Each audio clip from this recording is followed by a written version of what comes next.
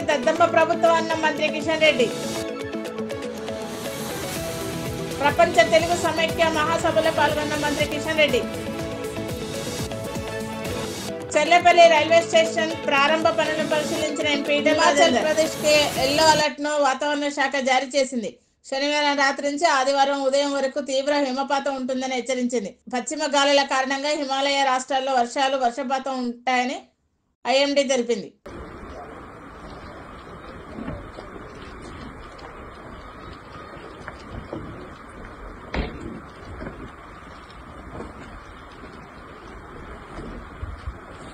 భద్రాద్రి కొత్తగూడెం జిల్లా భద్రాచలం శ్రీ సీతారామచంద్ర స్వామి దేవస్థానం ముక్కటి వేడుకలు ఘనంగా జరుగుతున్నాయి.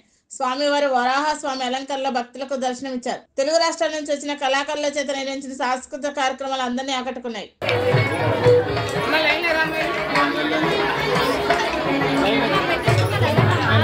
రాష్ట్ర ప్రభుత్వం రైతులను నెట్టేట ముంచుతుందని కేంద్ర మంత్రి కిషన్ రెడ్డి విమర్శించారు. అరాకొర రుణమాఫీ చేసి మభ్యపెడుతుందన్నారు. రైతు భరోసాకి కాంగ్రెస్ పార్టీ కట్టుబడి లేదన్నారు. చేతల ప్రభుత్వం కాదు, ఇది మాటల ప్రభుత్వం అని మండిపడ్డారు. చేతగాని దద్దమ్మ ప్రభుత్వం అని విమర్శించారు. రైతులకు సంబంధించినటువంటి రైతు బంధు కాదు, మాది రైతు భరోసా అన్నారు.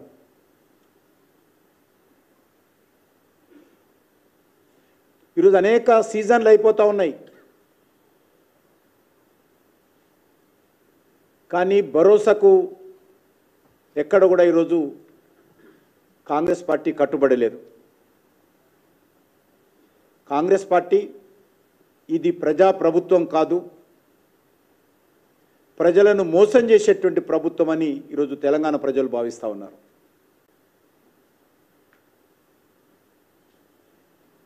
కాంగ్రెస్ పార్టీ ప్రభుత్వము చేతల ప్రభుత్వం కాదు, బీఆర్ఎస్ పార్టీ లాగానే ఇది మాటల ప్రభుత్వము, కోతల ప్రభుత్వం అని తెలంగాణ ప్రజలు భావిస్తూ ఉన్నారు.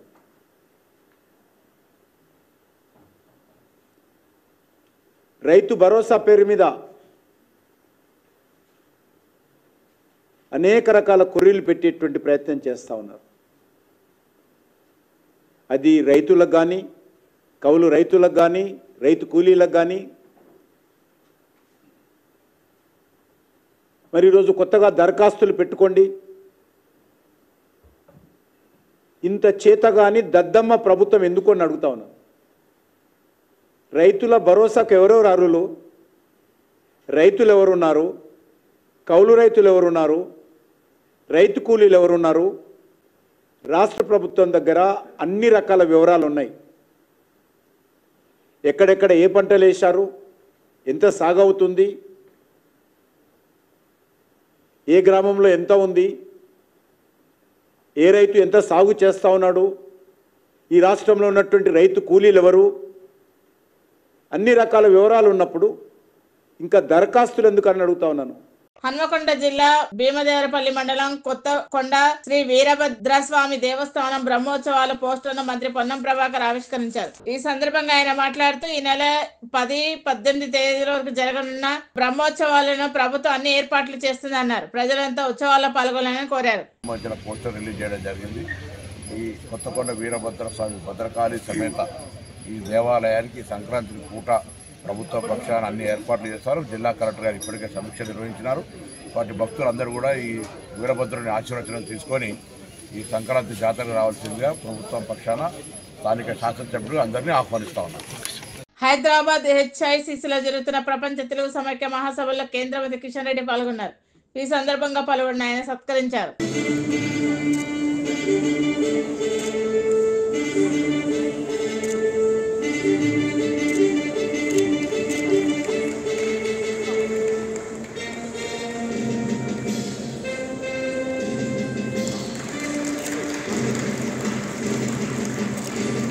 తదుపరి పురస్కార గ్రహీత శ్రీమతి గుట్టే కనకప్ప. జనవరి 6న ప్రధానమంత్రి నరేంద్ర మోదీ చేతుల మీదుగా చెల్లపల్లి రైల్వే స్టేషన్ ప్రారంభించనున్నారు. ఈ సందర్భంగా చెల్లపల్లి రైల్వే స్టేషన్ దగ్గర ఏర్పాటు చేసిన సభ ఏర్పాట్లను ఎంపీ ఈటెల రాజేందర్ పరిశీలించారు.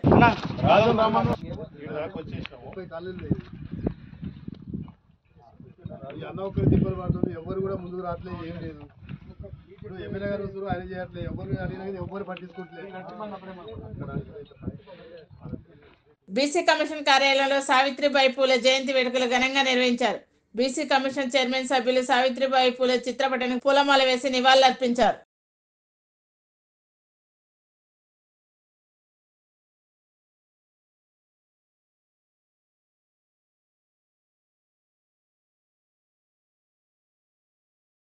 భద్రాద్రి కొత్తగూడెం జిల్లా బుర్గంపాడు మండలంలోని ఐటీసీలోని 13వ వేతన ఒప్పందాలు అమలు కాని పలు సమస్యలను పరిష్కరించడంలో యాజమాన్యం విఫలమైందని కార్మికులు ధర్నా నిర్వహించారు.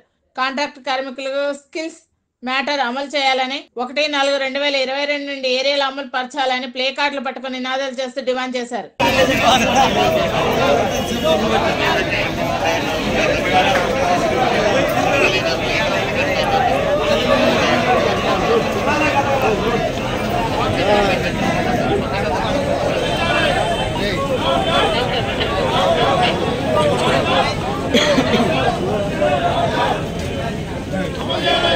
అమిత్ షా వ్యాఖ్యలకు నిరసనగా బీజేపీ ఆఫీసు ముట్టడి చేస్తామని మాల సంఘాల జేఏసీ నేతలు హెచ్చరించారు. Mandakrishna Madiga BJP party support చేస్తూ అమిత్ షాను సత్కరించడం ఏమిటని వారు ప్రశ్నించారు. బీజేపీ రాష్ట్ర కార్యాలయాన్ని ముట్టడించే కార్యక్రమాన్ని ప్రతి ఒక్కరూ విజయవంతం చేయాలని కోరారు. అమిత్ షా గారు, కేంద్ర హోంశాఖ మంత్రి గారు అమిత్ షా గారు చేసిన వ్యాఖ్యలకు నిరసనగా ఈ 6వ తారీఖు అన్ని బీజేపీ పార్టీ ఆఫీసును ముట్టడించాలని చెప్పి మాల ప్రజా సంఘాల తరపున మేము నిర్ణయించుకున్నాం. ఎందుకంటే మన విశ్వవిఖ్యాత డాక్టర్ బాబాసాహెబ్ అంబేద్కర్ గారిని అమిత్ షా గారు అవమానపరిచారు. ఇంతవరకు వారు క్షమాపణ చెప్పలేదు. మోడీ గారు మీరు ఎప్పుడు అంటుంటారు, నేను ఒక సామాన్య ఛాయ అమ్ముకునే వ్యక్తి ఈరోజు ప్రైమ్ మినిస్టర్ అయినా అంటే దానికి కారణం రాజ్యాంగం వల్లనే అని చెప్పి. కానీ అమిత్ షా గారు మర్చిపోయారా? మీరు రాజ్యాంగాన్ని పట్టుకొని మీరు ప్రమాణ స్వీకారం చేసి మీరు ఎలా బాబాసాహెబ్ అంబేద్కర్ గారిన రాజ్యాంగం వల్లనే ఈరోజు మీరు హోంశాఖ మంత్రి అయ్యారు. భద్రాద్రి కొత్తగూడెం జిల్లా బుర్గంపాడు మండలంలోని మోతే గ్రామంలో సరైన రహదారి లేక గ్రామస్తులు అవస్థలు పడుతున్నారు. కోట్ల రూపాయల నిధులు మంజూరు చేసిన కాంట్రాక్టర్లు నాసిరకం పనులు చేయడంతో కంకర తేలడంతో రాకపోకలకు నానా అవస్థలు పడుతున్నారు.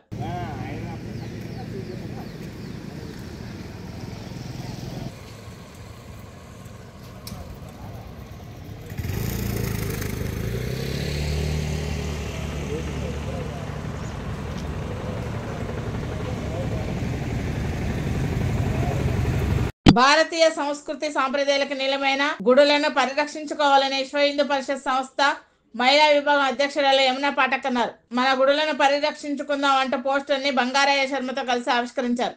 సనాతన ధర్మం పరిరక్షణ లక్ష్యంగా మన గుడి మన బలం కార్యక్రమాన్ని నిర్వహిస్తున్నామని యమున తెలిపారు. అనేక సంస్థలు ఈ రోజు ఐక్యంగా ముందుకొస్తేనే సుసాధ్యం అవుతుంది. అది మనం గమనించాలి. ఈ రోజు మన ఆలయం అనేసరికి ఇక్కడ హిందువుల్లో ఉన్న హిందూ సమాజంలో ఉన్న అందరినీ కూడా ఒక తాటి మీద తీసుకొచ్చి ఒక హిందూ బంధువుకి ఇంకొక హిందూ భరోసాగా చేయడమే మన గుడి మన లక్ష్యంగా కూడా. అక్కడ ఏ హిందువుకి ఏ అవసరం వచ్చినా ఎటువంటి అవసరం వచ్చినా ఆలయమే ఒక సమస్యలు తీర్చే వారధిగా మారాలనే సదుద్దేశంతోనే మన గుడి మన బలం కార్యక్రమం కూడా మనం రూపొందించాల్సిన పరిస్థితి ఉంది. అది చేశాము.